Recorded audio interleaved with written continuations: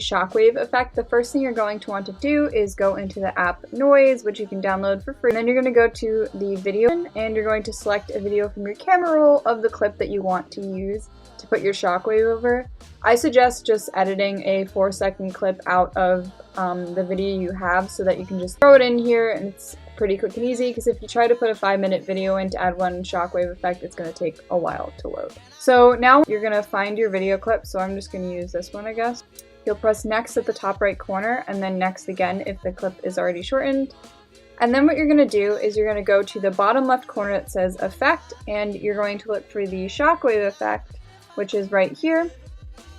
So I'm just going to click on it, and then I'm going to see where I want the Shockwave, and I'm going to just hold my finger down where I want it, so that when it plays, you get the Shockwave effect on your video. And then once you have it, you're going to press this plus button in the bottom right corner, and then you're going to go to the save button in the top right corner, and it's going to export your video and save it to your camera roll.